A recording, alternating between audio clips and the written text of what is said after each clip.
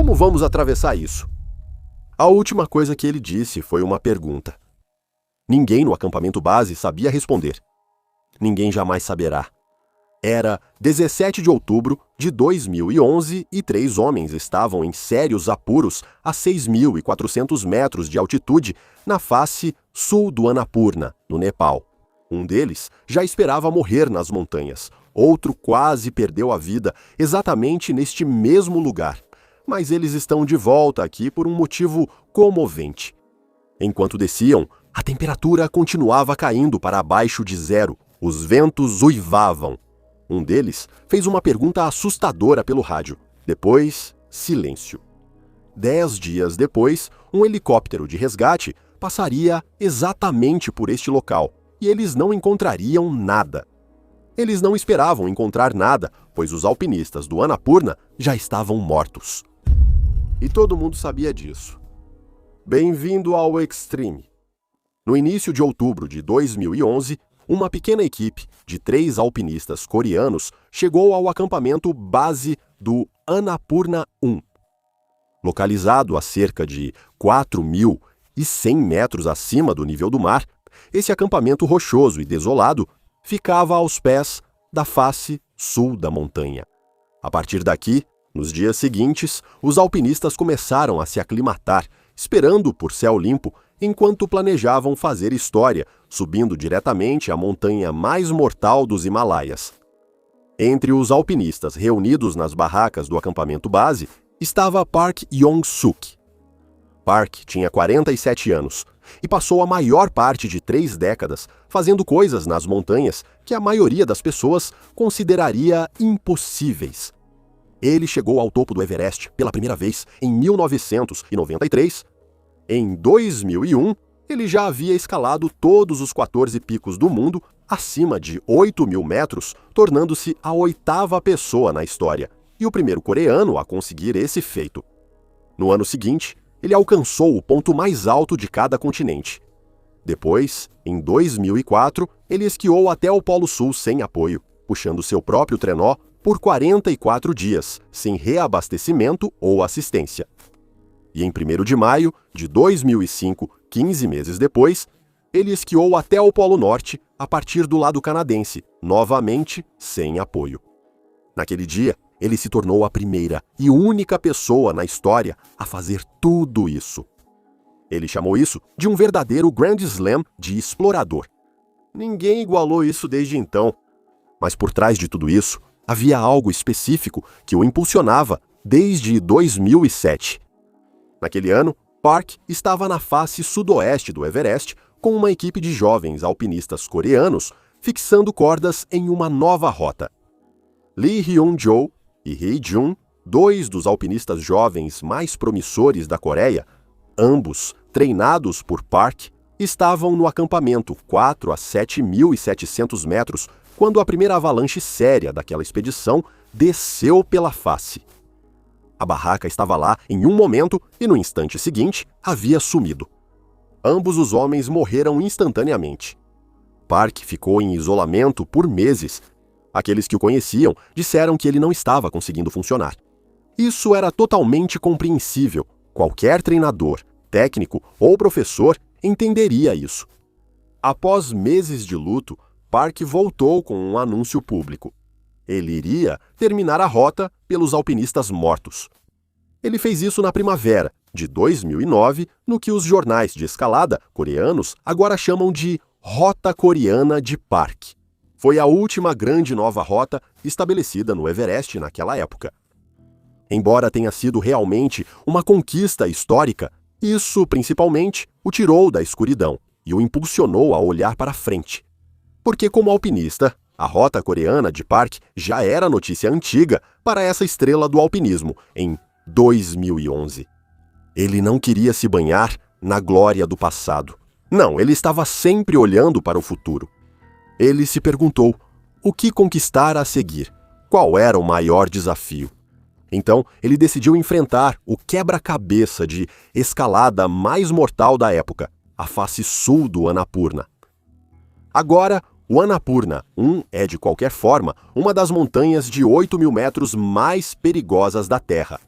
Ela tem 8.091 metros de altura e, na época em que Park chegou lá, em outubro de 2011, o registro do cume era de aproximadamente 191 ascensões bem-sucedidas e 61 mortes.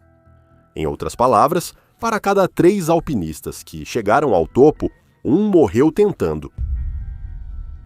Imagine se 1/3 das pessoas que pegaram a estrada esta manhã não voltasse para casa. Para contextualizar, ao longo da história do Everest, há cerca de uma morte para cada 30 pessoas que atingem o cume. Annapurna era literalmente 10 vezes mais mortal. Essa montanha não deve ser subestimada. Park estava bem ciente desses perigos. Na verdade, ele já havia escalado o Annapurna 15 anos antes, em 1996. Mas ele não veio só pelo cume, e sim para fazer história. Park estava planejando escalar o Annapurna pela sua face sul. E olha, embora eu já tenha dito que essa montanha não deve ser subestimada, a face sul merece um aviso à parte. A face sul do Annapurna tem cerca de 3.000 metros de rocha quase vertical, gelo, seracs suspensos e ravinas. Ela se ergue sobre o santuário de Annapurna como uma parede, e sua formação faz uma coisa excepcionalmente bem. Ela canaliza tudo o que se desprende do topo, seja rocha, gelo ou neve, diretamente pelas rotas de escalada e direção a qualquer um que esteja se movendo por ela. Não há lugar para se esconder, nem uma crista para a qual desce para atravessar de lado. Depois que você entra nessa rota, só é possível sair pelo topo ou retornando pelo caminho de onde veio. A rota específica que Park queria escalar ficava bem no centro desse corredor de queda de detritos, e sua história era assustadora. Uma expedição britânica, em 1970, na face sul, perdeu alpinistas. Em 1992, o alpinista francês Pierre Béguin, considerado um dos melhores de sua geração, tentou exatamente essa rota. Ele foi forçado a recuar. Sua âncora falhou e ele sofreu uma queda fatal. Em 2007, a máquina suíça de escalada rápida, o L-Stack, tentou.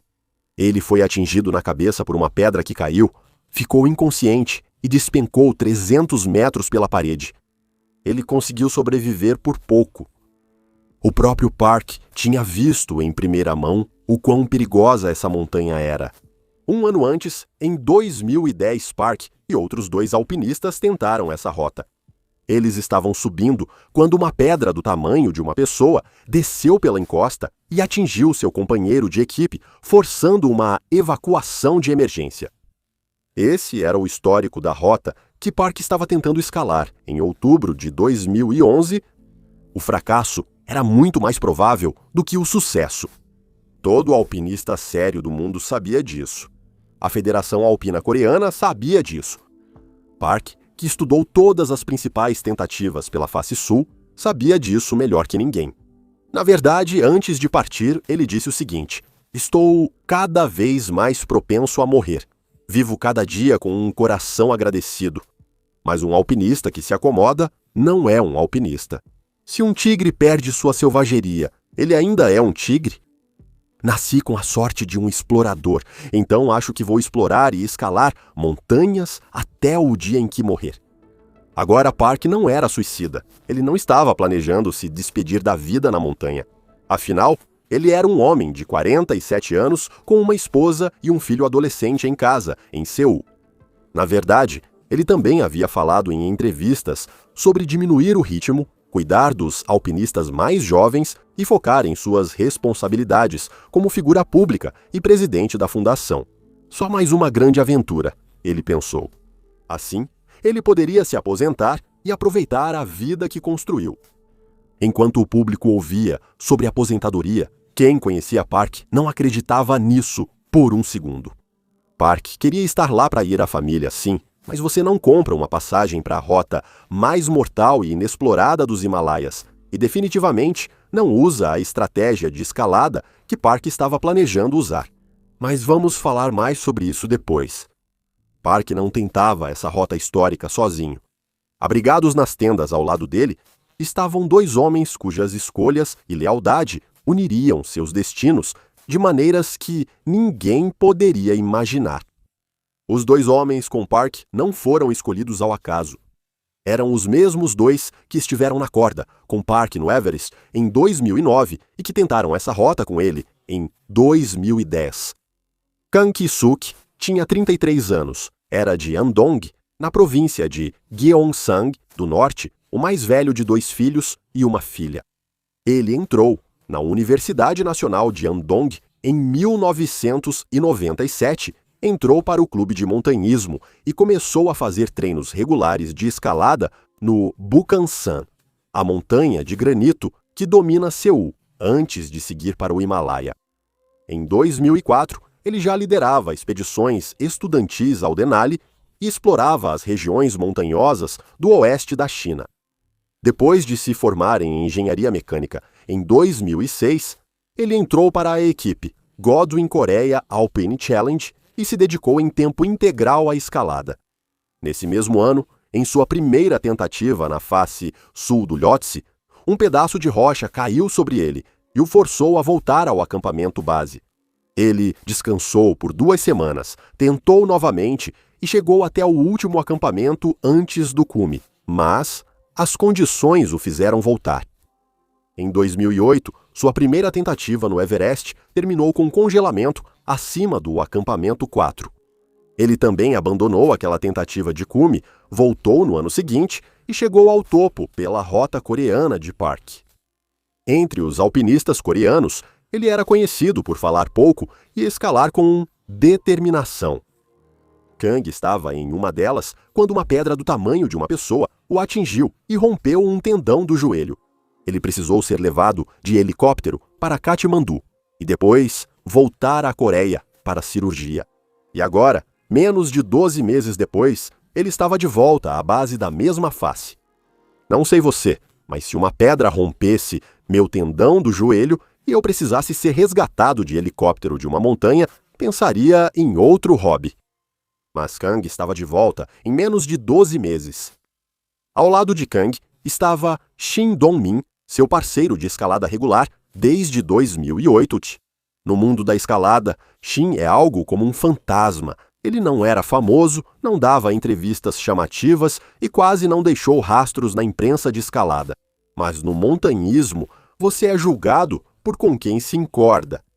Shin era o parceiro de maior confiança de Park. Ele participou da primeira tentativa de cume pela rota coreana de Park no Everest em maio de 2009 e da tentativa no Annapurna em 2010. Ele era o profissional quieto e extremamente competente que simplesmente fazia o trabalho brutal e aterrorizante na zona da morte porque Park lhe pedia. Esta era uma equipe muito entrosada e calejada. Os 3 homens haviam alcançado o cume do Everest juntos em uma nova rota brutalmente difícil em 2009. Eles conheciam o modo de agir um do outro sob pressão e, sentados no acampamento base, estavam decididos a alcançar o topo a qualquer custo. Para entender por que eles estavam tão determinados a assumir um risco tão inimaginável, você precisa compreender a cultura de pressão intensa do montanhismo sul-coreano.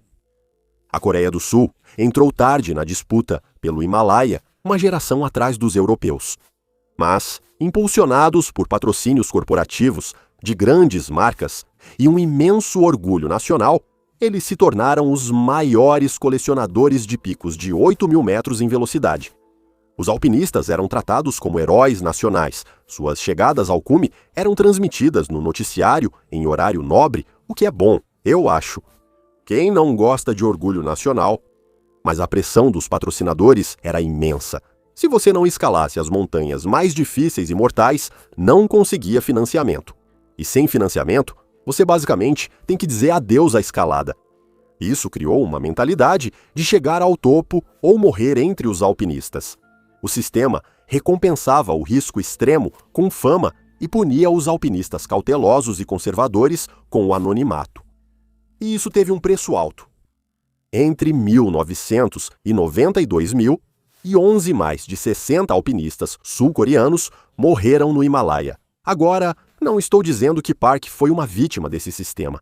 Ele era inteligente. experiente e autoconsciente demais para isso. Mas ele também era um produto desse sistema. Ele escalava carregando os fantasmas de seus amigos e Annapurna era a próxima fronteira a ser conquistada. Antes de partir para Annapurna, em 2011, ele disse à imprensa coreana: "Desta vez não vou simplesmente voltar para casa como da última vez. Vou chegar ao cume, não importa quanto tempo leve." Essa era a mentalidade do homem ao chegar ao acampamento base em 2011. Ele sabia, de certa forma, o que qualquer torcedor dos Eagles sabe: existem lugares dos quais você nunca consegue realmente sair. Para essa tentativa, a equipe de Park não estava usando as táticas tradicionais de escalada comuns entre as expedições coreanas daquela época. Eles usavam o estilo alpino. Se você não é um escalador, essa distinção provavelmente parece técnica, mas ela muda completamente o cálculo dos riscos. Então, deixa eu explicar rapidamente. No estilo tradicional de expedição, uma grande equipe passa semanas fixando cordas na montanha, abastecendo os acampamentos com comida e oxigênio, construindo uma espécie de andaime até o topo. Quando a equipe de cume faz o ataque final, já existem redes de segurança com cordas fixas, acampamentos para onde podem recuar e escaladores de apoio posicionados abaixo. O estilo alpino elimina tudo isso. 2 ou 3 pessoas carregam tudo nas costas e se comprometem a ir do acampamento base ao cume de uma vez só, sem infraestrutura e sem plano de recuo. Se o tempo mudar a 6.400 metros, não há acampamento para se abrigar. Se alguém se machucar acima do campo de gelo inferior, não há equipe de apoio 1 hora atrás deles. A margem para erro é quase zero. A ideia é que uma equipe pequena e rápida passe menos tempo exposta aos perigos objetivos, como zonas de queda de rochas ativas e trilhas de avalanche. A velocidade garante a segurança aqui. Você aposta sua vida que consegue escalar 3.000 metros de rocha antes que a montanha derrube uma pedra na sua cabeça. Essa decisão voltaria para assombrá-los, mas vamos falar sobre isso mais tarde. Park tinha outro motivo além da velocidade para essa escolha. Ele estava fazendo uma declaração.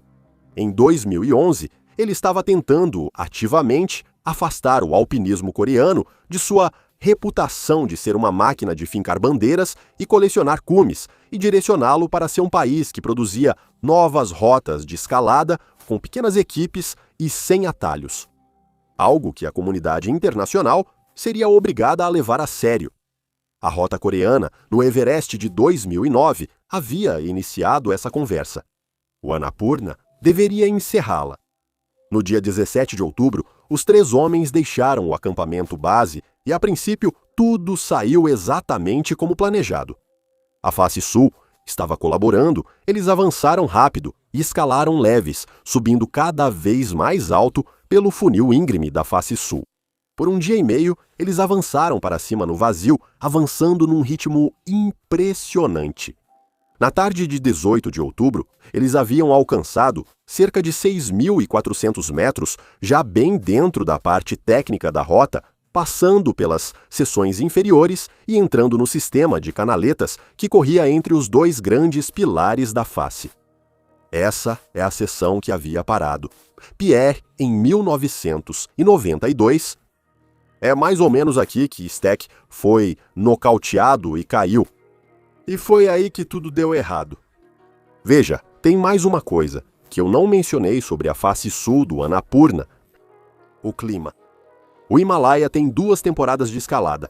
A primavera, antes que a monção de verão chegue e cubra as montanhas de neve e tempestades violentas, e o outono, depois que a monção recua e o céu se estabiliza brevemente antes da chegada do inverno. Outubro marca o fim da temporada pós-monção.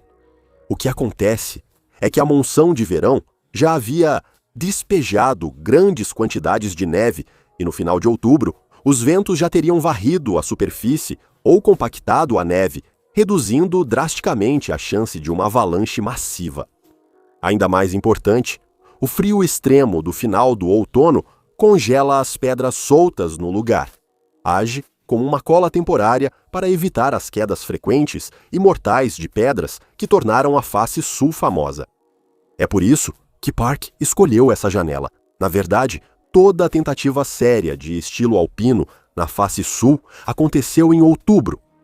O único problema é que essa janela é uma média, não uma garantia. E Annapurna está em uma posição que a torna uma das montanhas mais sensíveis ao clima de toda a cadeia do Himalaia. No final de outubro, a janela entre o céu limpo e uma tempestade catastrófica é extremamente estreita. Tempestades podem atingir a montanha sem aviso prévio. Essa equipe apostou suas vidas que o clima de outubro se manteria estável tempo suficiente para que eles subissem rapidamente a parede e descessem de volta. Mas essa montanha tinha outros planos. Enquanto Park e os outros alpinistas estavam a 6.400 metros avançando mais fundo no sistema de corredores superiores, uma tempestade surgiu sobre os céus do Annapurna sem aviso prévio.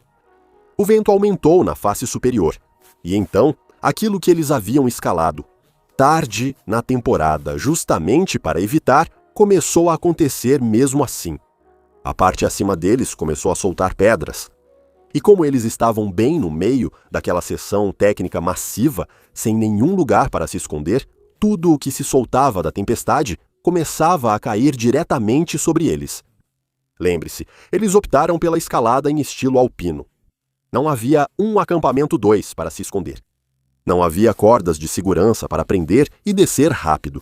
Eles estavam presos na zona da morte, em uma nevasca, em uma parede quase vertical que estava desmoronando em cima deles. Park e os demais iniciaram uma luta desesperada pela vida.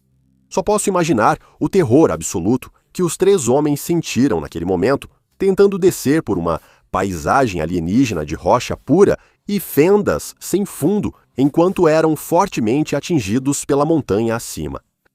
Mas Park já enfrentou coisas piores. Em 1991, em sua primeira tentativa no Everest, Park caiu 150 metros na face sudoeste. Ele bateu na montanha, continuou caindo e, de alguma forma, parou. Ele saiu andando. Ele voltou 2 anos depois e chegou ao topo. Em 2007, ele viu 2 de seus parceiros de escalada mais próximos morrerem no Everest e não desistiu. Esse era um homem que foi testado pelas montanhas durante toda a sua vida adulta e sempre encontrava um jeito de seguir em frente. Se alguém tinha a experiência, o instinto e a pura força de vontade para enfrentar uma descida desesperadora naquelas condições, esse alguém era Park Yong-sul. E a equipe sabia disso. Park era a versão da vida real de um cara que simplesmente se recusava a ficar no chão. Sempre que a montanha tentava derrotá-lo, ele se reerguia. Ele pensou que desta vez seria assim.